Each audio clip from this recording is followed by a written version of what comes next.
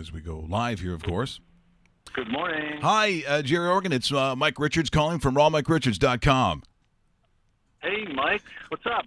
Well, I got to tell you, Gerry, I just showed, as you've probably seen it many, many times, I'm guessing, the Tony Gabriel catch from the legendary Tommy Clements. I still look at that as being one of the great moments in all of CFL, but certainly the Grey Cup games, because that team, the George Brancato team, that was an excellent squad you had that year. Yeah, well, you gotta know more about football than that. You missed two of the best plays that preceded that. Well, no, we did show the setup, including of course, the catch that Tony Gabriel comes coming underneath that Tommy hits him, and of course, this day and age, they'd be throwing flags. They'd be throwing flags at every play now, Gerry. The rules are a little bit different. I know. I'm pulling your leg because the two previous plays I'm referring to was Bill Hattenacka's fantastic punt return as a rookie player with the Riders. And then a certain kicker named Gerry Organ ran 52 yards on a fake punt in the third quarter to give us field position. But Tony's catch was fantastic, and I'll never forget it. It was fantastic. Now, when you look back at that era of football and you look at how the game was played, Tommy Clements was always one of my favorites. He eventually goes to Hamilton, then of course over to the Winnipeg Blue Bombers. But it also was a time where I think, when I look at nostalgia, when I look at where you had some of the truly great players, where a lot of the the stadiums at the time, they were all full, and that's really when I look back at the if I'm calling it the Ottawa Rough Riders, the George Brancato, I think even Rick Casada, those kinds of names, that was a real special time for Ottawa football. It was fantastic. I came in '71, and we weren't very good, but we were good enough. A very tough team, a very resilient team that won in '73. Not a lot of super talent, but we won the '73. But then in '76, of course, we had all the talent: Conrad Holloway and Tommy Clements and Tony, and we were loaded with offensive talent. And then in '78, guess what? In '78 we should have won the Grey Cup, but '78 Gerry Organ retired and didn't participate in the final game. I took a year off, and the field goal kicker missed 4 field goals. Otherwise, we go to the Grey Cup and win it in '78. Oh. So it was a great decade. Just like the '60s, we would have had 3 Grey Cups in the '70s. Well, and again, we mentioned Tony Gabriel, and I've had a chance over the years to get to know him a little bit. What made him so almost unstoppable when he ran a route that he was, it just seemed like he owned the moment, the route, whatever it was. If he wanted to get open, he was going to get open. What was it that made him, what was that intangible that made him so good? Yeah, he was, I would say, tenacious. He was, first of all, his size helped a great deal. When he took a step, the defensive backs had to take 2.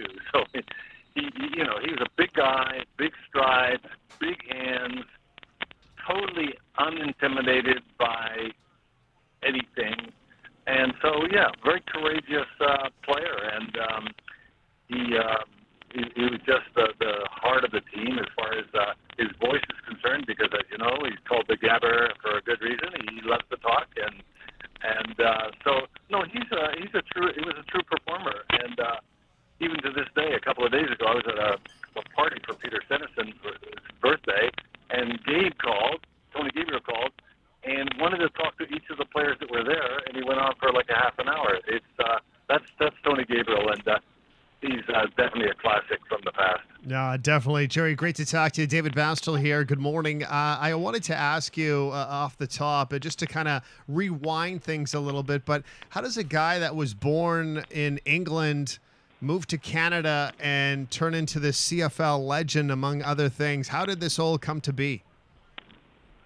Yeah, isn't it great, David? Hi, good morning. And everybody has a story, and mine is different, but just as relevant in terms of how to get to the CFL. So the very short story, David, on talking to your listeners this morning. I was a soccer player. I was decent. I played actually it was a team called the Toronto Colts, and in the Toronto Telegram one morning it said the Toronto Colts, Canada's soccer future in embryo. And it was too early for Canada. Canada wasn't ready to embrace the game back then, but so I was a competent soccer player. But I wanted to go to university, and long story short, I'll leave out all the stuff, but at 22, I was a freshman at the University of Guelph, terrible football player, and they gave me some opportunities to learn the game. And we didn't kick many field goals then because the offenses weren't that great. But I got a little bit of attention, but never got drafted from Guelph. And I was ready to move on with my life, with my wife and my son at the time, and ready to move on. And all of a sudden, Frank Clare apparently called Garney Henley and said, "What's this Oregon kid like?" And Garney said, "Well, hey, I take him to Helm, but I don't want him competing with my best friend, Tommy Joe Coffey." So I was basically a walk-on, if you like, with the Riders, and I was ranked about 80th out of the 80 guys that were there. They didn't even know my name or my position when I showed up. You know, this is an inauspicious beginning, correct? Oh, yeah. And anyway, long story short, in the inter-squad game that year, black versus white, you know, in terms of color sweaters, I caught 3 passes for 111 yards from Rick Cassetta, kicked 3 field goals, and my name was blazoned across the headlines of the sports page the next day, and I was launched as a professional athlete. Yay! Yeah, I love it. Oh, back in those, crazy. Because I think Tommy Joe Coffey, I think his last year, I believe he was 87. Was he? Tommy Yes, was young in his hung life. around a long time. Yes, he did. And he was a kicker. He was a toe kicker, like Mo Racine had been. And but Garney felt, if I take it to him, Coffey's never going to speak to me again. But anyway, it was great. And you know, and I went on to be MVP 71, 72, All Canadian 73. It was just a ridiculous change in my life that I never anticipated, never expected. So this, to you, it's interesting because I've never heard this perspective on your career beforehand. We just assume that, you know, someone goes, athletically to whatever university it is. They try to hone their skills at that level and hopefully get drafted and then go on, move on. So you didn't believe any of this was your path? No, I didn't even desire it, actually. I had no desire to be a professional football player. I just was playing because it was a nice thing to do while you're hopefully getting your degree, although when you're playing football, you don't have a lot of time to prepare for those exams. But, I was on my way to take an MBA out at University of Edmonton, and I had no concept of playing professional football. I had, the culture in England is not football, and I hadn't adopted to that. So it was a great surprise, and it happened so quickly. I really feel, God had a great deal to do with it because all of a sudden I have profile and people want to hear this Christian football player speak all over Canada.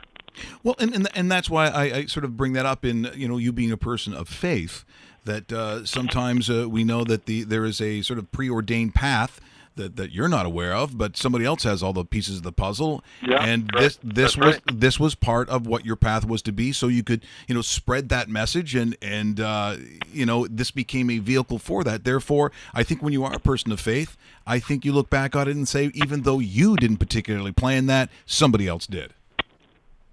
Yeah, it seems that if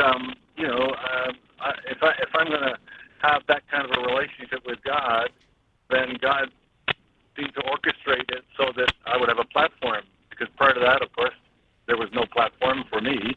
I wasn't called to be a pastor, but as an athlete, it was quite unique in those early days. It wasn't unprecedented, but it was unique.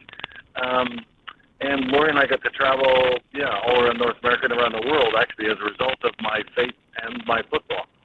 Now, Athletes in Action, were you a part of that initially? Yeah. Yeah. So well, that's a great issue too, because I came to faith in '73, and in '74 I was at Teen Ranch in Orangeville with a group of guys forming the beginning of the ministry called Athletes in Action, and it was very prominent in Ottawa for years. And Wayne Tosh and Rod Woodward and I were the key figures, and Athletes in Action is still very prominent in the league and still very prominent in Ottawa. So it was a great beginning, and that was 1974. And right now, Gerry, currently you're working with One Way Ministries. How long have you been with this organization? And I see that you're still working with them today. Yeah, I am. And One Way Ministries was actually inaugurated in about 20 years ago by another football player you might recognize, Larry Brune. He played in Hamilton, Ottawa, and I think he went out west to play for a couple of years.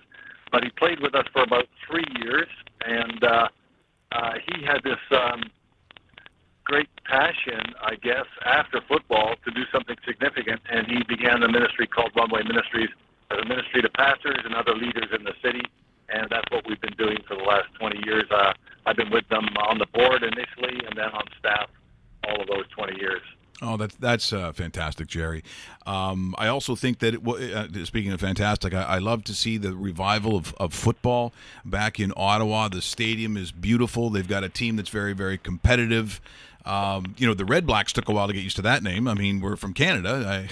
I realize it's a small league, and we had two that were Rough Riders, but I was comfortable with that. What did you think of Red Blacks when the name came out?